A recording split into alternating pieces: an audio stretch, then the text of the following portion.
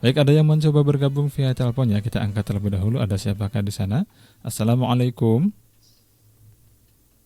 Assalamualaikum. Waalaikumsalam warahmatullahi wabarakatuh. Dengan siapa di mana? Dengan Bapak Misbahun di Cirebon Utara. Bapak Misbahun di Cirebon Utara. Silahkan berselawat terlebih dahulu. Ya, Assalamualaikum Bang Hap. Waalaikumsalam warahmatullahi Waalaikumsalam wabarakatuh. warahmatullahi wabarakatuh. Silakan Terima berselawat terlebih kasih dahulu. atas semua topik pembicaraan tadi itu tepat sekali mengenai diri saya sendiri gitu. Baik. Baik, Kang. Nah, Bapak untuk Misbahun. lebih Bapak Misbahun. ya, Bersalawat terlebih Gimana, dahulu. Bersalawat terlebih dahulu sebelum bertanya. Allahumma sholli ala Sayyidina Muhammad wa ala ali Sayyidina Muhammad. Allahumma sholli wa sallim wa barik alaihi wa ala alihi alaihi wasahbihi. wasallam. Silakan dilanjutkan. Ya, Silakan. semua yang tadi dibicarakan oleh Bang Hap itu tepat sekali mengenai diri saya sendiri gitu khususnya ya. Masya Allah. Dan saya mau minta nasihat dan petuahnya untuk bisa bangkit lagi dari keterpurukan. Saya kan kemarin terkena musibah Pak. Iya. Dari semenjak mau mendekati bulan Ramadan, hari Idul Fitri itu, 2 hari sebelum Idul Fitri itu saya musibah sakit gitu. Iya. Baik. Sedangkan 2 orang teman saya yang ada di sekitar saya meninggal gitu. Jadi saya merasa ini sama Allah diberi kesempatan kedua gitu. Betul. Nah, bagaimana saya meminta nasihat dari Bang Hap gitu untuk orang-orang yang mendapatkan kesempatan kedua yang diberikan oleh Allah, blessing in the sky gitu. Iya. Jadi untuk menguatkan semangat hidup kita gitu untuk Insyaallah.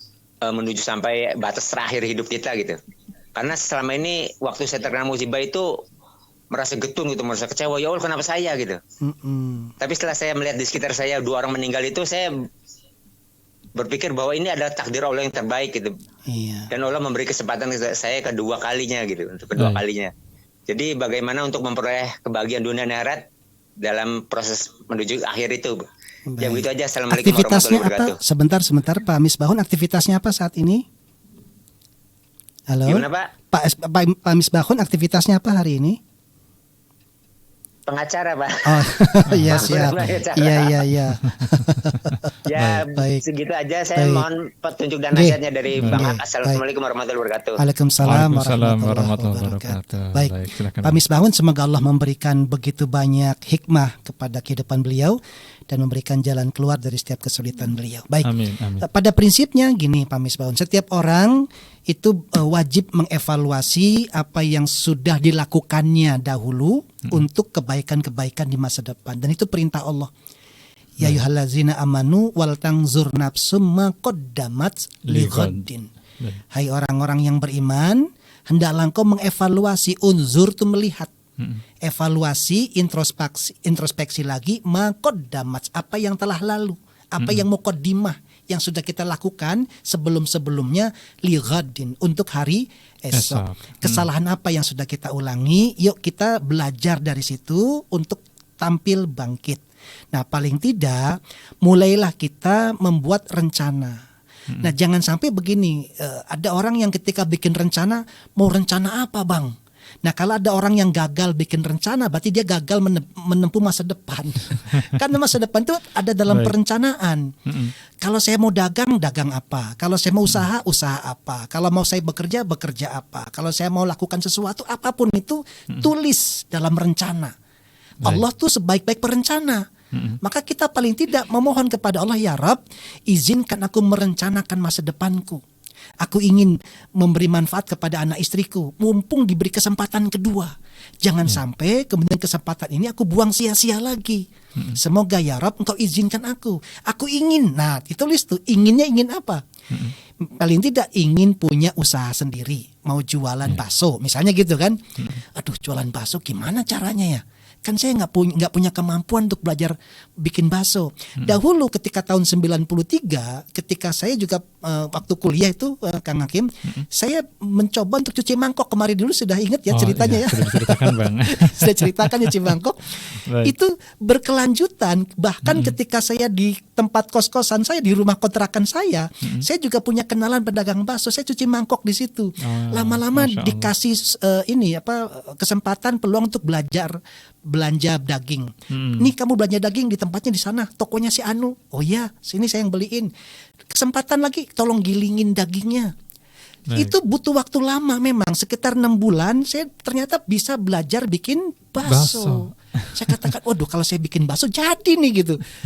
Itu akibatnya memang saya punya banyak link, punya banyak kenalan, dan saya harusnya bisa peluang untuk bisa bikin bakso.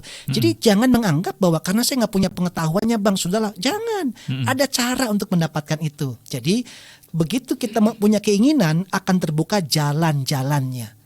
Seberapa kuat kita punya keinginan, itu akan menjadikan kita akan ditunjukkan oleh Allah jalannya. Jadi banyak orang mengurungkan niat dalam membangun rencana karena dia kadang-kadang mengukur kesempatan hari ini. Baik. Saya nggak bisa ini, saya nggak punya saya nggak punya ini, nggak punya itu. Akibatnya dia mengurungkan niat. Baik. Jangan, niat saja. Nanti Allah akan bukakan jalannya. Sehingga saya katakan begini, selama tujuanmu baik, maka bertindaklah. Nanti kebaikan yang akan membuka jalannya. Insya Allah Allah akan kirimkan tuh orang-orang baik datang kepada kita. Meskipun kita nggak tahu caranya, Allah tunjukkan caranya nanti. Jadi mumpung diberi kesempatan yang kedua, teman-temannya Kang Misbahun memang sudah mendahului, ada kesempatan. Jangan sampai kemudian ini disia-siakan kembali. Jadikan tekad yang kuat. Fa iza azamta fatawakkal 'ala Allah. Kalau kita sudah punya tekad yang bulat, saya pengen ini Bang.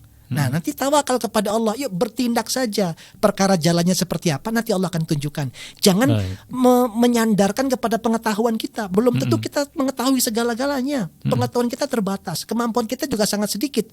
Kita datang kepada Allah, ya Allah keinginanku banyak.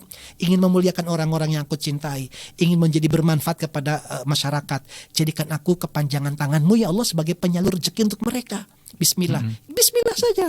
Dalam upayanya, dalam menulis keinginan-keinginan tadi, nanti akan muncul kreativitas dan ide-ide yang baik. Insya Allah itu diilhami oleh Allah Subhanahu wa Ta'ala. Insya Allah. Baik, terima kasih atas jawabannya. Semoga bisa dipahami dengan baik oleh Pak Misbahun. Semoga bermanfaat ya.